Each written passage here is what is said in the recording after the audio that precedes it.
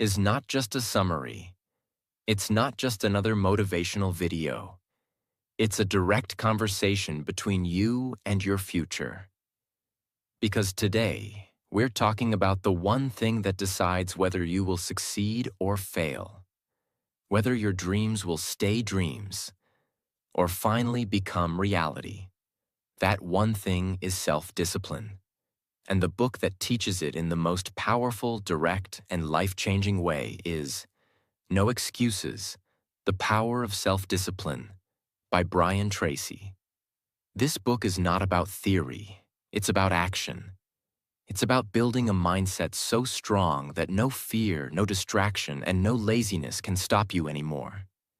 In this video, you will learn how self-discipline is connected to success and achievement, courage and confidence, money and financial freedom, work, job, and business, health and fitness, your mindset, emotions, and attitude, personal life and marriage, and most importantly, your daily choices. This is not just about being motivated. This is about becoming a completely different person, one decision at a time. And if you're new to our channel, don't forget to subscribe, because here we don't just make videos. We change minds, build discipline, and speak the language of transformation in English that anyone can understand.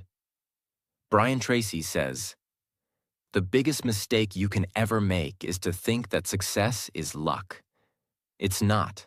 Success is not given to the lucky. It is earned by the disciplined. People who succeed, they're not always smarter than you. They're not always more talented than you. They just have one habit.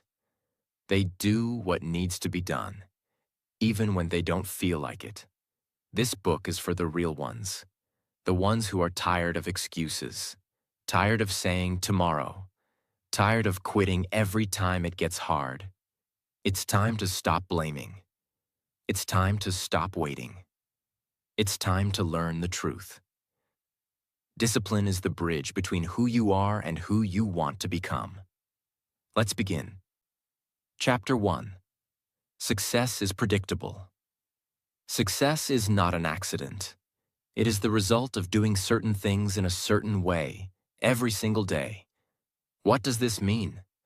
Most people think success comes from luck or talent, but that's not true. Success comes from habits, from consistency, from self-discipline. Imagine two students. One studies 20 minutes every day, with focus. The other studies 5 hours once a month, under pressure. Who will win? The disciplined one. Success is like growing a tree. You water it daily, not just once with a bucket. Brian Tracy says, if you do what successful people do over and over again, you will become successful. Not maybe, not hopefully, but definitely. Discipline is not a feeling. It's a decision. Chapter 2. Self-discipline and responsibility. You are completely responsible for everything you are today and everything you become. This chapter hits hard because it tells the truth most people don't want to hear. We like to blame our parents, our past, our environment, our boss, our partner. But the truth is, you are not responsible for what happens to you, but you are 100% responsible for what you do next. Brian Tracy says, stop saying, "I'm too tired." "It's not fair." "I don't have time." Start saying, "It's on me. I'll fix it. Let's go." Imagine, a man was fired from his job after 12 years. Instead of crying or blaming, he used that pain as fuel. He started a small online business, and within 2 years, he was earning more than his old job. What changed? Not his luck, his mindset, his responsibility. Chapter 3. Self-discipline and goals. Clear goals increase your chances of success by 1,000%. This chapter teaches the real secret of self-discipline. You need a clear reason. You can't be disciplined if you don't know where you're going. Your brain is like a GPS. No destination equals no movement. So, what does Brian Tracy say? Write down your goals. Be specific. Make a plan. Work on it every single day. Don't say, I want to be rich. Say, I want to save $5,000 by December 31st. I will do freelance work every weekend. I will stop wasting money on useless things. Now, your brain has a mission, and discipline becomes easier. When you know your why, discipline becomes your friend. Chapter 4. Self-discipline and personal excellence. What is personal excellence? It means becoming the best version of yourself, in your skills, your work, your attitude, and the way you live. Not just better than others, but better than who you were yesterday. Powerful truth. Most people are not lazy. They just have no standard for themselves. They accept average. They do just enough. They say, this is good enough. At least I tried. I'm not that bad. But excellence doesn't come from minimum effort. It comes from choosing to go beyond, even when nobody is watching. Think about a waiter in a restaurant. Two people have the same job. The first one brings food with no smile, doesn't care, and only does what's required. The second one smiles, remembers your name, makes you feel special, and checks if you're happy. Who gets more tips? Who gets promoted? Who gets recommended? The one who chose excellence. Lesson. Your success in life depends on your reputation. Your reputation comes from your performance. Your performance comes from your discipline. So if you want to stand out, rise above, and win in life, don't just do what's easy, do what's excellent. Even if it's hard. Even if no one is clapping for you. Discipline equals excellence. Waking up early equals excellence. Finishing what you start equals excellence. Practicing even when tired equals excellence. Saying no to laziness equals excellence. Learning when others are relaxing equals excellence. Discipline helps you do your best. Not just once, but every single day. Because one great day won't change your life, but a lifetime of great habits will. Chapter 5. Self-discipline and courage. This is one of the most emotional and powerful chapters in the book, because it asks you one question. What would you do if you were not afraid? What is courage? Courage doesn't mean you're not afraid. It means you act even while you're afraid. Fear will always be there. You'll always feel nervous before doing something big. Speaking, starting, trying. But the difference between a successful person and a failure is simple. A successful person feels the fear and does it anyway. The fear that controls you. Fear of rejection. Fear of failure.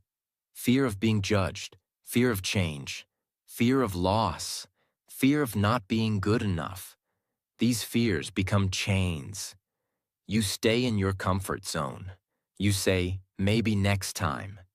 You let your dream die because you were scared to look stupid. There was a woman who wanted to start her own bakery, but she was scared. What if no one buys? What if I fail? What will my relatives say? So she waited for 7 years. Every day she baked alone in her kitchen, scared, silent, waiting. One day her daughter said, "Mom, why don't you just try?" That night she stayed up crying. The next week she sold 10 cakes from her house. 3 years later she owns 2 bakery shops in the city. She still has fear. But now discipline is stronger than fear.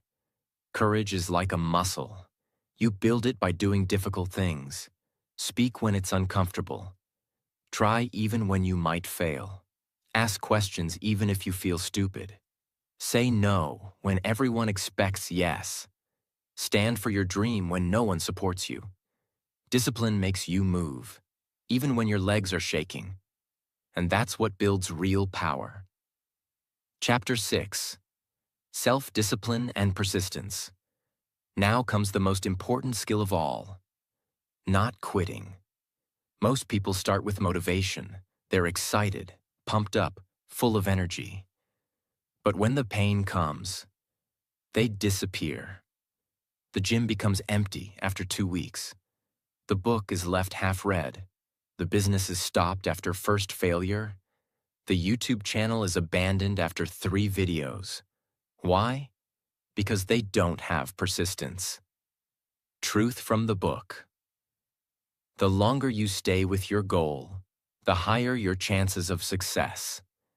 Think of success like digging for gold. Some people dig for 1 day and stop. Some dig for 1 week and stop. But gold is found only by those who keep digging, even when the dirt feels endless. What is persistence? It's the ability to keep going even when you're not seeing results. No one believes in you. You feel tired, broken, unmotivated. You've failed before.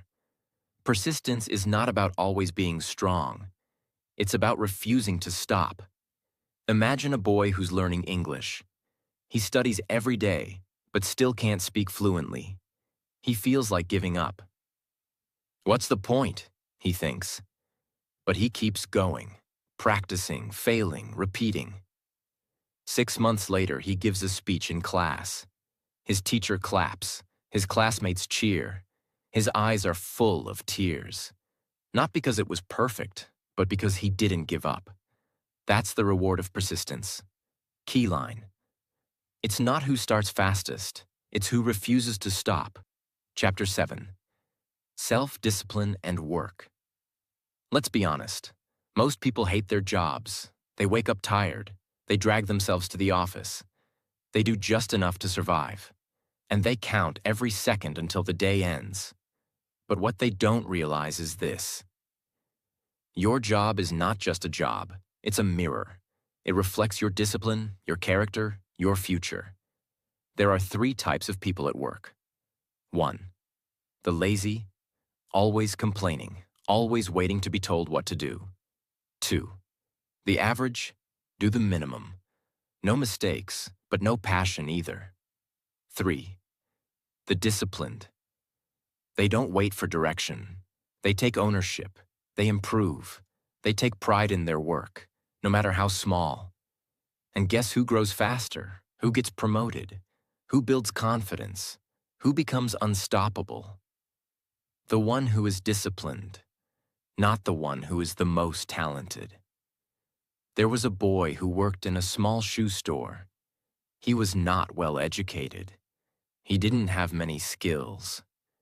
But every day he cleaned the shop early, arranged the shoes better, smiled at every customer, and asked his boss, "Sir, what else can I help with today?" Everyone else in the store laughed at him. "Why are you working so hard? You're just a shop boy." But 2 years later, the owner opened a second branch and made him the manager. 3 years later, he saved enough to start his own business. And the ones who laughed, still working at the same level. Lesson. Work is not about position. It's about how you show up, no matter where you work, even if it's a small job or something you don't enjoy. Do it with discipline. Be on time. Learn every day. Finish your work with pride. Don't wait to be told. Take initiative.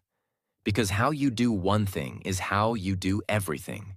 And if you can't give your best now, you won't magically become excellent later. Chapter 8. Self-discipline and leadership. Now let's talk about leadership, but not leadership with a title or power. Real leadership, which begins with your behavior, not your position. Most people think leadership means giving orders, having control, being the boss. But real leadership means you set the example first. You don't say, "You should be on time." You show up early. You don't say, "Work harder." You work hardest. Why is discipline important for leadership? Because people don't follow words. They follow consistency. Think of it like this. A father tells his son, "Don't waste time on your phone." But the father is on the phone all evening. Do you think the son listens? No, because leadership is not what you say. It's what you live. There was a young woman working in a fast-paced marketing team. She wasn't the most experienced. She wasn't even the oldest. But every day, she arrived early, stayed focused, completed tasks before deadlines, helped others without complaining, took feedback seriously, never blamed others. One day, her manager quit.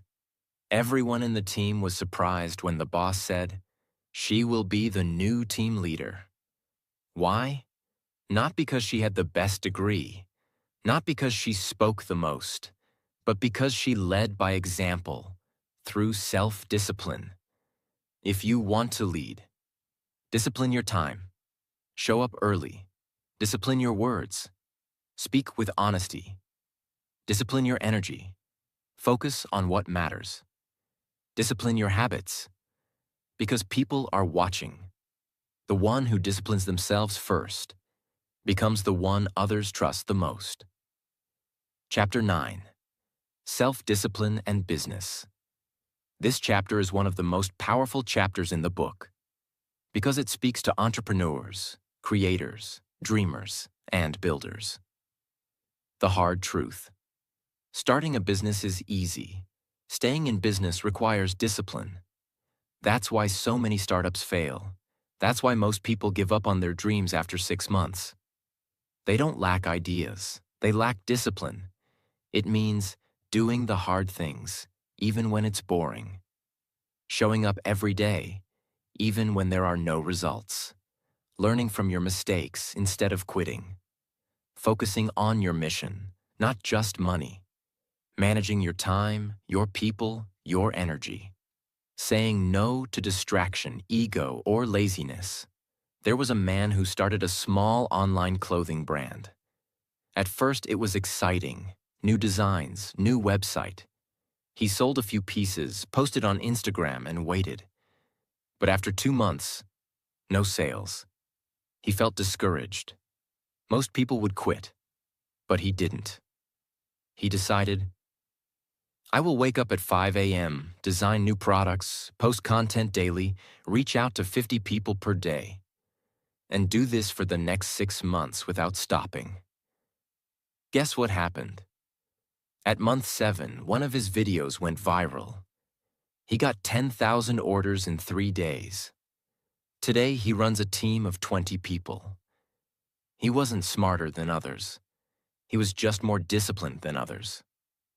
What this chapter teaches: your dream will test you. It will get boring. It will get painful. You will want to quit, but only the disciplined survive. Discipline keeps you going when motivation dies. Discipline helps you learn when others complain. Discipline helps you build when others talk. Discipline helps you rise, one habit at a time. You don't need to be great to start a business, but you need discipline to make it last. Chapter 10. Self-Discipline and Sales. Let's begin with something very real. Every person on earth, whether they know it or not, is involved in sales. Yes, you. Whether you're a businessman, student, creator, speaker, or job seeker. You are always selling something. You might be selling a product, a service, an idea, your skill, your time, or even yourself, in an interview, relationship, or meeting. And if you want people to trust you, believe in you, and say yes to you, you must master the discipline of sales. Why most people fail in sales? They get rejected once or twice and give up. They think if the customer says no, the conversation is over. They take failure personally. They don't follow up. They don't stay consistent. They don't prepare, learn, and improve daily. They think sales is about talking, But it's not.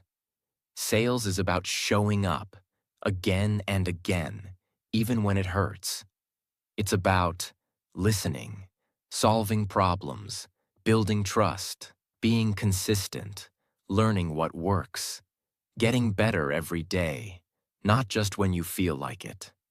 A man wanted to become a real estate agent. He printed 1,000 flyers and dropped them in people's homes. No response. Then he sent 500 WhatsApp messages to strangers. People laughed, ignored, or blocked him. He felt like quitting. But he remembered a rule. The average sale happens after the 5th contact. So he created a daily plan. Call 10 new people. Follow up with 5 old ones. Learn 1 new skill. Send 10 voice notes. Keep going no matter what. After 3 months, nothing. But in month 4, something changed. People started remembering his name. His messages became better. His confidence grew. And in the 5th month, he closed his first big deal. That one deal gave him more than what he earned in a full year before. He wasn't born a salesman. He didn't have the best voice. He just had discipline. And discipline is what sells. What discipline in sales looks like. Discipline to follow up, even when they don't reply, even when they say no the first time. Discipline to improve your pitch. Are you solving their problem? Are you talking too much? Discipline to track your work. Know how many people you called, messaged, followed up with. Discipline to handle rejection. Rejection is not the end. It's part of the process. Discipline to stay consistent, even when results are slow. Discipline equals trust equals sales. People buy from those they trust, and trust is built through consistency, not perfection. If you show up every day, bring value, listen carefully, and stay true to your word, people will trust you. And once they trust you, they will buy from you, even if you're not in sales. Understand this. You are selling yourself in a job interview. You are selling your value in your business. You are selling your confidence in your relationships. You are selling your brand through your content. And the more disciplined you are with your words, your message, your follow-up, the more powerful you become. Chapter 11. Self-discipline and money. Now we enter one of the most emotional, sensitive, and life-destroying or life-building topics: money. And here is the brutal truth the book gives us. Most people don't have a money problem. They have a discipline problem. Let's now go extremely deep. Why people stay poor. They spend before they earn. They buy with emotion, not logic. They don't track their spending. They borrow for things they don't need. They seek pleasure now instead of peace later. Most people say, I don't earn enough.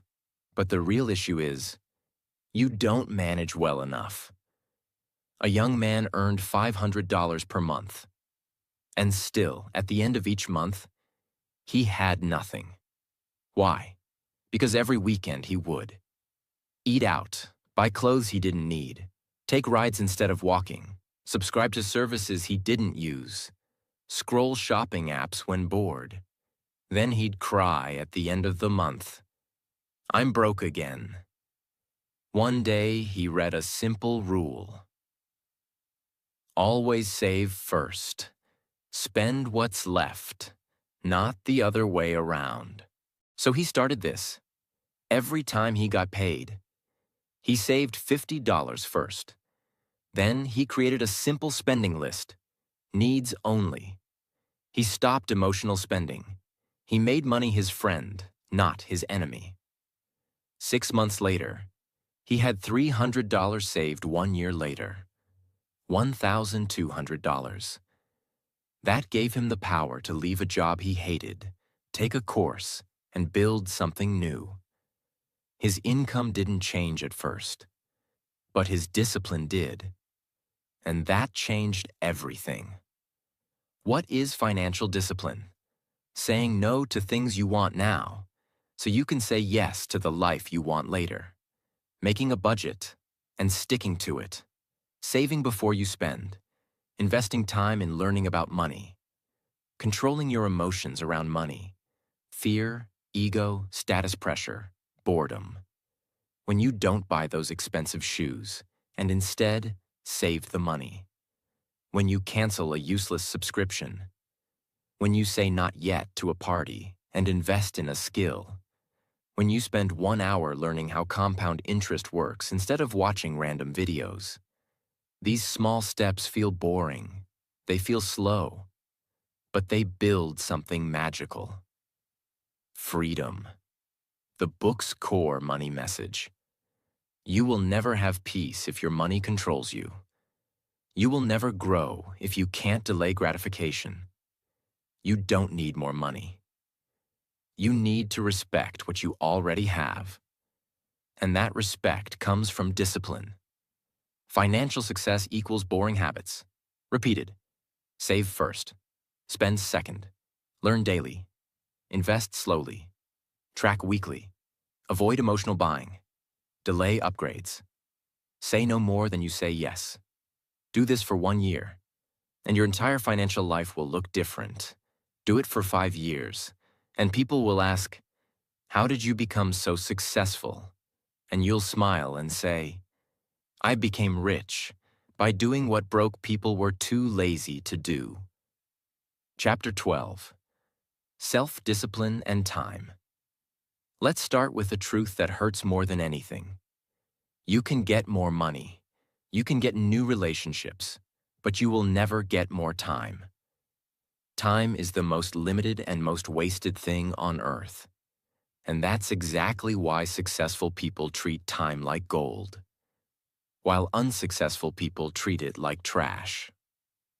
Why this chapter is so important? Because people don't understand the real cost of wasting time. When you waste 1 hour, you don't just lose 60 minutes. You lose progress, growth, health, opportunity, and most of all, self-respect. Time wasted is life wasted. And this chapter teaches us that the greatest self-discipline is the control of your hours. Imagine, a boy wanted to become a successful graphic designer. He had the talent, he had a laptop, he had time. But every time he sat down to work, his hand went to the phone. Instagram, YouTube, games. He told himself, "I'll just scroll for 5 minutes." But those 5 minutes became 3 hours. At the end of each day, he felt guilty. He said, "Tomorrow I'll focus." But tomorrow never came. 1 year passed. His dream didn't die because he was not talented. It died because he was not disciplined with time. Discipline with time. Respect for life. When you respect your time, you respect your purpose. Think about this. You brush your teeth every day without fail. Why? Because you know it matters. You eat every day. Why? Because you know it matters. But what about your goals? What about the book you want to write, the body you want to build, the business you want to start? Those things die because people don't schedule them. How to develop time discipline. Wake up with purpose. Don't start the day scrolling. Start the day deciding. Make a list. Know what's important, not just what's urgent. Use the 80-20 rule. 80% of your progress will come from 20% of your actions. Focus on the few things that move you forward. Cut time wasters. Track your day. You'll be shocked how much time disappears into pointless scrolling, gossip, useless arguments, overthinking, watching others live their life instead of building your own. Protect your focus. Turn off notifications. Close extra tabs. Block distracting apps. Start, even when you're not ready.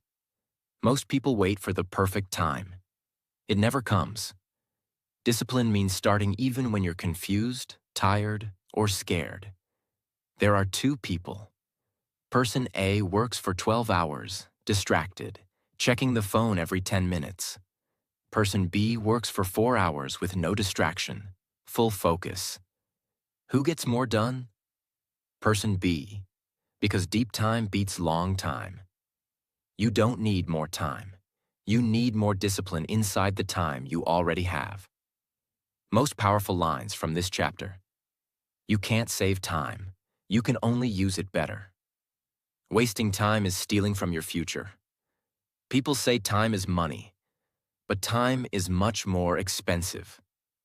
Discipline with time gives you peace, because you're not rushing. Clarity, because you're not lost in distractions. Progress, because small daily effort compounds into success. Power, because most people can't control their time, and you can. Chapter 13. Self-discipline and health. Now we enter one of the most ignored but most critical areas of self-discipline. Your body, your health, your energy. You can have the best brain, best dreams, best talents. But if your body is weak, your mind will suffer. And if you don't control your health with discipline, your health will control you with disease, regret, and pain. Here's what people don't see. Skipping one workout doesn't kill you. Eating one junk meal doesn't hurt you. Sleeping late one night doesn't destroy you. But over time, these become habits. And one day, you wake up, tired for no reason, full of negative thoughts, in pain, slow, weak, heavy, and depressed. And the worst part? You did it to yourself. What this chapter teaches. Health is not about motivation. It's not about how you feel. It's about respecting your body, even on days when you don't feel like it. There was a man who always said, "I don't have time to exercise. I'm too busy working." He said that for 12 years. At 45, he had a heart attack during a meeting. He survived. But after that, he said something powerful. "Now I make time for health, because I almost ran out of time." Discipline could have saved him years of suffering. What is health discipline? Waking up early, even when tired. Moving your body, even when lazy. Drinking water instead of soda. Eating real food, not just what's tasty. Sleeping on time instead of scrolling. Stretching, walking, breathing. Even if just for 10 minutes a day. Motivation comes from emotion. Discipline comes from decision. Don't wait for motivation to work out. Don't wait for the perfect mood to cook healthy food. Don't wait for the weekend to rest. Decide that your body is your responsibility, and act on that decision every day. Hard truth. Some people kill themselves slowly with food. Others destroy their energy with sleep habits. Many use busy as an excuse. But the truth is, health is always a choice. Your body is not a machine. It doesn't ask for much. 30 minutes of movement, 7 to 8 hours of sleep, less sugar, more water, deep breathing, less scrolling, more walking. You do this every day, you won't just feel better. You'll become unrecognizable in 6 months. Why this chapter is so life-changing. Because your mental health, your energy, your relationships, and even your wealth are all connected to how you treat your body. And if you don't have the discipline to take care of your body, everything else becomes harder. You'll feel tired, you'll feel low, you'll feel distracted, you'll feel heavy, not just in body, but in spirit. But when your body is alive, clean, and strong, your mind becomes a weapon. Your emotions become stable. Your presence becomes powerful. Chapter 14. Self-discipline and happiness. Let's begin with a question that millions of people ask every day. Why am I not happy? Some people are rich but still feel empty. Some are successful but feel broken. Some are surrounded by people, yet they feel completely alone. This chapter reveals a hard truth most people never learn. Happiness does not come from pleasure. It comes from purpose. Why most people stay unhappy? Because they keep looking for temporary comfort instead of building long-term peace. People think happiness comes from watching a movie, eating tasty food, sleeping late, buying something expensive, getting likes on social media, escaping hard things. These moments feel nice, they feel fun, but they don't last. The moment they end, you feel the same again. Or even worse, because now you've escaped the pain, not solved it. Truth from this chapter.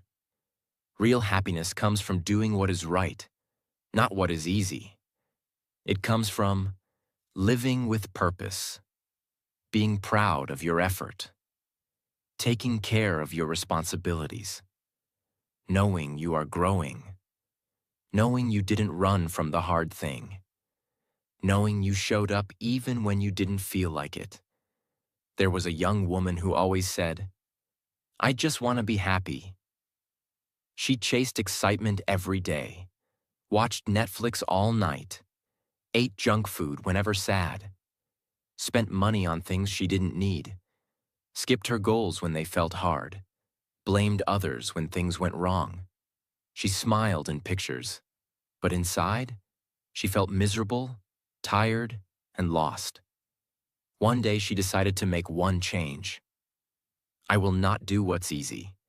I will do what's right, even when it's boring, even when no one is watching.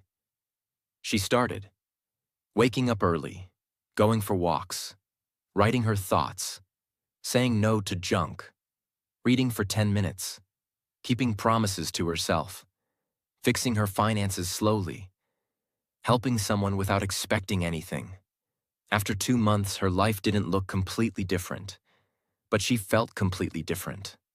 She wasn't always smiling, but she was proud. She was growing. She was healing. And that is real happiness. It's not about forcing yourself to be happy. It's about removing the things that steal your peace and building habits that make you feel alive again. Here's what discipline looks like in daily life. Saying no to people who drain your energy. Ending a toxic relationship, even if it's hard. Facing the pain instead of hiding from it. Cleaning your room even when you're tired.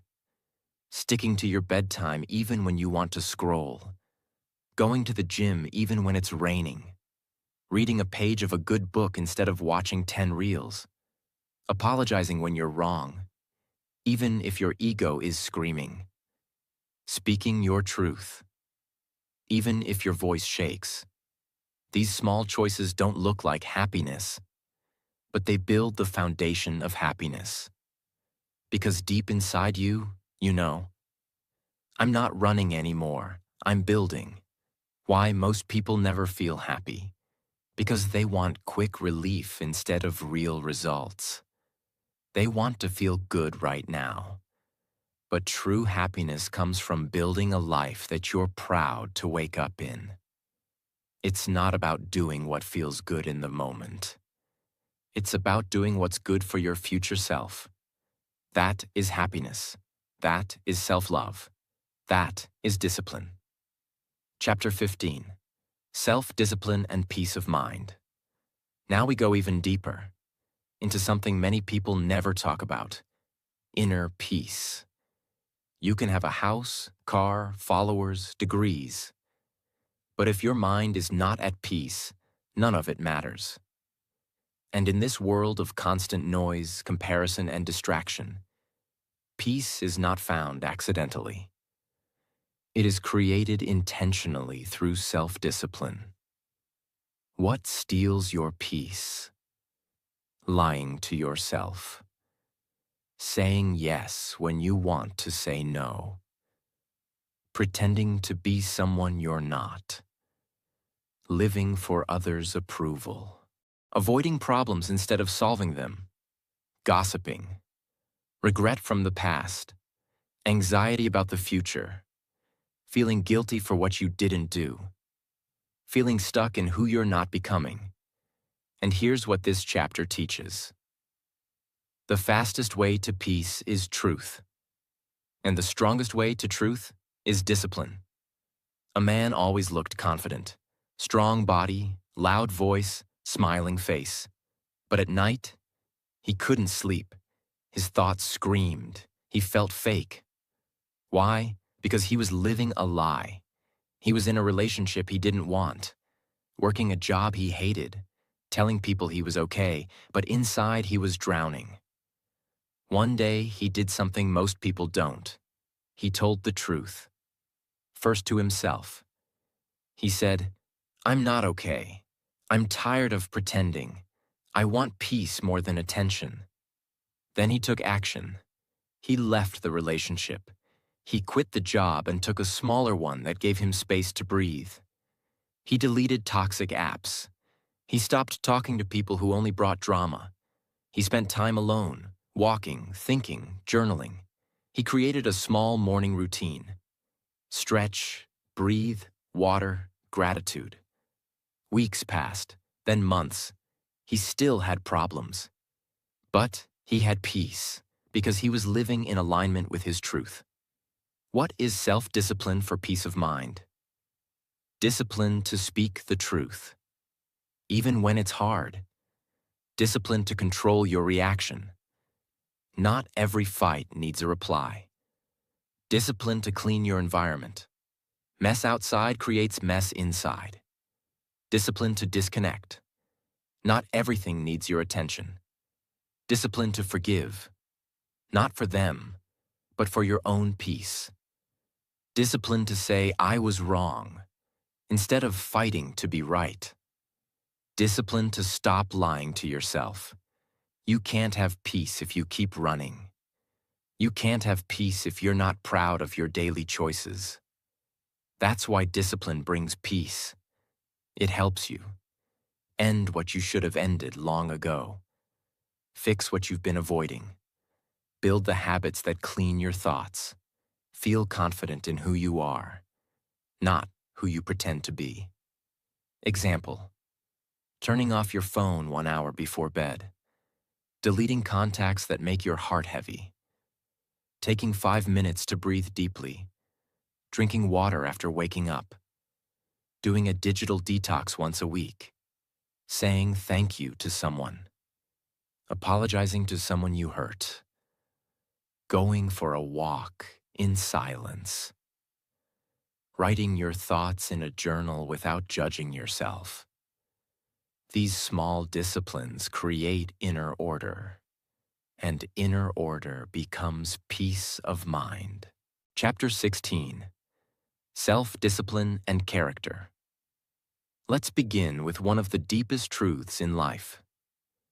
Character is not who you are when people are watching. It's who you are when no one is watching. In a world where everyone is trying to look good, this chapter teaches us how to be good. By building a strong inner character through self-discipline. Character is keeping your promise even when it's difficult, being honest even when lying would protect you, doing the right thing even when nobody will clap for you, owning your mistakes instead of blaming others, living with values, not just emotions, being consistent, humble, and truthful, even in silence. A man found a wallet on the road. It had no ID, no phone number, but it had cash, $400. He needed the money badly. His rent was due. He was behind on bills. No one saw him pick it up. He could have taken it and walked away. But he didn't. He went to the police station, left the wallet there. He walked back home with empty pockets, but a full heart. That night, he slept peacefully, because his character was still clean. A week later, the wallet owner found him and offered him a job in his company. Why? Because the owner said, "If you can be honest with a wallet, I know I can trust you with my business." That's character. And character is built through discipline. Without discipline, you say things you later regret. You make decisions just to please others. You break promises to yourself. You choose comfort over truth. You react instead of respond. But with discipline, you stay calm under pressure. You tell the truth, even when it's scary. You live with consistency, not mood. You sleep peacefully, knowing you're living with integrity. Saying no to gossip, even if others are laughing. Admitting your mistake instead of blaming others. Not cheating on a test, even if everyone else is doing it. Returning extra change at the grocery store. Speaking kindly when someone insults you. Saying sorry when you know you were wrong. Walking away from drama, not into it. Keeping your word, even when it's hard. These small acts may look like nothing, but they build a powerful human being. Someone who trusts themselves and who others respect without asking for it. What happens when you have strong character? You attract better people. You lose the need to impress. You feel stronger inside. You sleep without guilt. You don't fear judgment. You become unshakable. And most of all, you respect yourself. Because you know, I am not perfect, but I am honest. I am consistent. I am disciplined. That is power. Chapter 17. Self-discipline and willpower. Let's now go deeper into the engine behind all discipline. Something called willpower. Willpower is the ability to say no when you want to say yes. Stay calm when your mind is screaming. Do what you planned, not what you feel. Control yourself in the moment to protect your future. Willpower is the muscle of your mind. And like any muscle, it gets stronger the more you train it. Why most people fail without willpower? Because emotions are powerful. You feel angry. You shout. You feel bored. You scroll. You feel tired. You quit. You feel tempted. You give in. You feel lonely. You go back to the wrong person. You feel jealous. You speak poison. But feelings are temporary. Discipline is permanent. Willpower is what creates the space between emotion and reaction. It allows you to say, yes, I feel this, but I don't need to act on it. That's maturity. That's power. Imagine, a young man wanted to quit sugar. He promised himself, no desserts for 30 days. But on day 4, his friends invited him to a birthday party. The table was full of sweets, cake, ice cream, chocolate, donuts. His mind screamed, just one bite won't hurt. You've been good. You deserve it. He was sweating. Everyone was watching. But he said, no thanks, I'm staying disciplined. He went home hungry, but proud. Day 30 came. He didn't just lose weight. He gained control over his own mind. That's willpower. How to strengthen your willpower. Daily delay gratification. Wait 5 minutes before reacting to anything emotional. Practice saying no. Even in small things. Build your self-denial muscle. Stick to micro-promises. If you say, I'll read 1 page, read it. If you say, I'll drink 1 glass of water, drink it. Start with small wins. Track your wins. Write down each time you control yourself. Rest properly. Willpower gets weaker when you're tired. Protect your energy. Control your environment. Don't fight temptation. Remove it. Meditate, breathe, reflect. Even 2 minutes of silence can give your brain the space to choose the better path. Why willpower is a superpower? Because it makes you the master of yourself. You're no longer ruled by food or by other people's moods or by your phone, or by your fears, or by your past. You become someone who can. Focus deeply. Keep promises. Make progress. Win, not just once, but daily. That's what willpower gives you. Chapter 18, Self-Discipline and Goal Setting. This chapter is the bridge between discipline and results. Because if you don't know where you're going, you'll end up anywhere or nowhere. Discipline without direction is wasted energy. This chapter teaches how to turn your energy into achievement by setting clear, powerful, and meaningful goals. Why most people fail at goals. They never write them down. They are too vague. I want to be successful. They don't have deadlines. They don't track progress. They give up when it gets boring. They confuse wishes with goals. A goal is not a fantasy. A goal is a decision, backed by action, measured by time. A woman always said, "Someday I want to write a book." But someday never came. Until one day she learned the real meaning of goal setting. She changed her dream into a clear goal. I will write 500 words every morning at 7 a.m. starting tomorrow. My first draft will be complete in 60 days. She wrote every day, even when tired, even when uninspired, even when she hated what she wrote. Day 60, her first draft was complete. 6 months later, her book was published. She didn't get there by dreaming. She got there by discipline plus goals plus daily action. How to set goals with discipline.